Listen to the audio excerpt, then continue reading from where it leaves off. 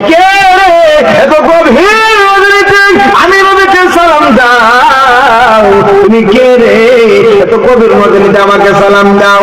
এবার সাহাবী আব্দুল্লাহ ডেকে বলেন, ইয়া রাসূলুল্লাহ ইয়া হাবিবাল্লাহ, আমি আপনার সাহাবী আব্দুল্লাহ, নবী গো আমার নাম ছিল আব্দুল উজ্জা, আপনি আব্দুল উজ্জা কেটে আমার নাম রেখেছেন আব্দুল্লাহ।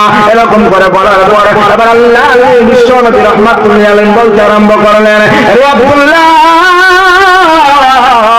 তোমারই হালত কেন রে আব্দুল্লাহ? আমার আব্দুল্লাহ তো ধনী, আমার আব্দুল্লাহ তো ধনী বাবার সন্তান। আমার আব্দুল্লাহ সকালবেলা একটা কাপড় পরিধান করত, বিকাল বেলার একটা কাপড় পরিধান করত। তোমার হালত কেন রে? আব্দুল্লাহকে জিজ্ঞাসা করার পরে আব্দুল্লাহ চোখের পানিগুলো সারিয়া সারিয়া আল্লাহর নবীকে ডেকে বলেন, ইয়া রাসূলুল্লাহ ইয়া হাবিবাল্লাহ, আল্লাহর নবী গো আমি কালিমা গ্রহণ করার কারণে, আমি ইসলাম ধর্ম গ্রহণ করার কারণে, আপনার দরবারে আসার কারণে আমার চাচা খবর পাইয়া আমাকে বলল আমি আপনার ধর্ম ছেড়ে দিতে, আপনার দরবার ছেড়ে দিতে, যদি না জানি আমাকে সম্পত্তি দিবে না, আমাকে বাড়ি থেকে বের করে দিবে, এরকম করে বলল। ইয়া রাসূলুল্লাহ ইয়া হাবিবাল্লাহ, আল্লাহর নবী গো আমি আমার থেকে জানাই দিলাম জানা হে শুনে প্রয়োজনে তামাম দুনিয়া ছাড়তে পারি, আপনার বাড়ি গাড়ি ছাড়তে পারি, প্রয়োজনে সারা দুনিয়া ছাড়তে পারি, এর বড় একটা মুহূর্তের জন্য আল্লাহর নবীর দরবার ছাড়তে পারি না। সুবহানাল্লাহ। মুসলমান ভাইরা আমার লক্ষ্য করে দেখেন, এবার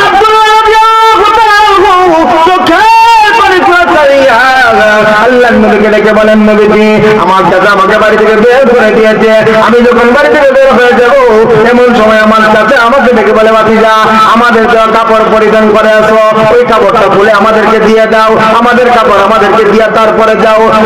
আল্লাহর নবীজি আমার কাপড় গুলো খুলে রেখে দিল, মনে মনে চাইছিল যদি আমার কাপড় গুলো খুলে নিয়ে যায় আমি আপনার দরবারে আসবো না, আমি আপনার দরবার থেকে ফিরে যাব, ঘরের ভিতরে বসে থাকবো।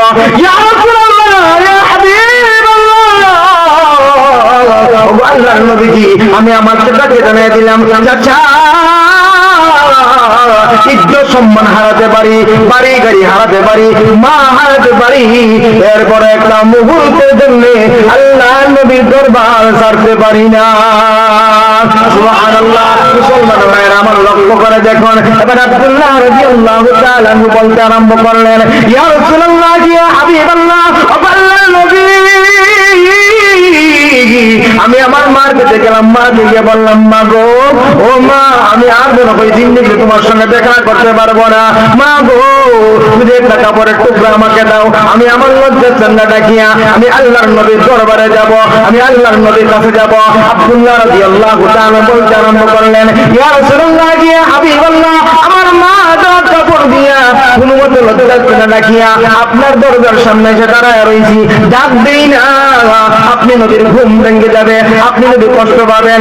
ইয়া রাসূলুল্লাহ ইয়া হাবিবাল্লাহ, ও আল্লাহর নবীজি আমি বসে আছি, কোন সময় আপনি বের হবেন, আপনার নূরানি চেহারা আমি দেখবো, আর আমি আব্দুল্লাহর দিলটা ঠান্ডা করব। ঘুরে ঘুরে কন্যা সুবহানাল্লাহ। মুসলমান ভাইরা আমার লক্ষ্য করে দেখুন, আব্দুল্লাহ রাদিয়াল্লাহু তাআলা এই ঘটনাগুলো শুনিয়া, এই কাহিনীগুলো শুনিয়া আল্লাহর নবী চোখের পানি গুলা ছেড়ে ছেড়ে কাঁদলেন, আর কাঁদতে বলতেছেন, আব্দুল্লাহ তোর প্রতি আমার আল্লাহ রাজি হয়ে গেছে,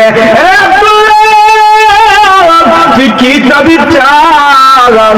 আব্দুল্লাহ রে তোর কি কোনো চাওয়া পাওয়া আছে কিনা?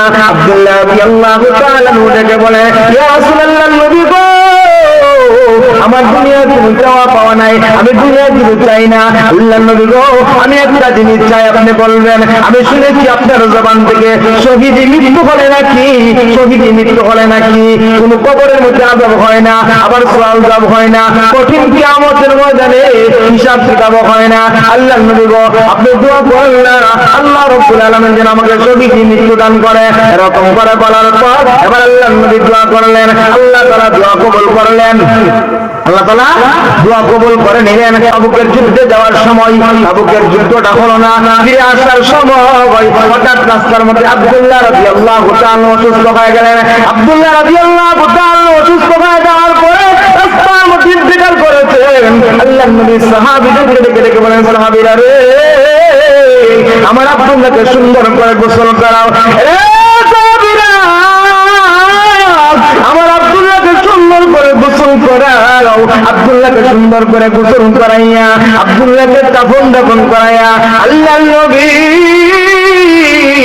রাহমাতুল লিল আলামিন নিজে জানাজার নামাজের ইমামতি করিয়া, আল্লাহর নবীর ইমামতি করিয়া যখন কবরস্থ করা হবে, এমন সময় আল্লাহর নবী ডেকে ডেকে বলেন, সাহাবীরা তোমরা কেউ আব্দুল্লাহর কবরের পাশে যাবে না, কেউ আব্দুল্লাহর কবরে নামবে না।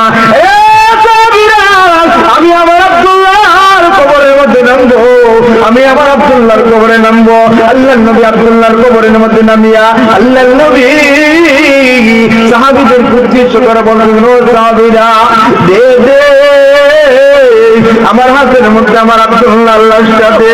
আল্লাহু আকবার, আল্লাহু আকবার। সাহাবীরা কি পরিমাণ ইমানের পরীক্ষা দিয়েছেন আল্লাহর নবী নবী রাহমাতুল লিল আলামিন। এবার আব্দুল্লাহর হাতের মধ্যে নিয়ে আল্লাহর নবী ডেকে ডেকে বলেন, প্রভু আল্লাহ, আমার আব্দুল্লাহর প্রতি আমি রাজি খুশি। এ মালিক,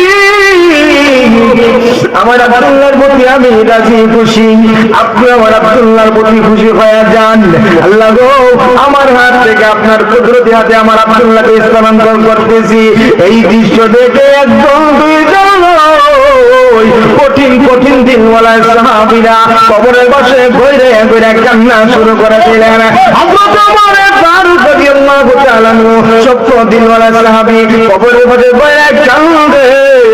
আর আব্দুল্লাহকে উদ্দেশ্য করে, আব্দুল্লাহ রে, এই লাশটা যদি তোর না হইয়া রে, এই লাশটা যদি তোর না হইয়া রে, আমি আমার হইতো রে, আমার কতই না বাক্য হইতো রে।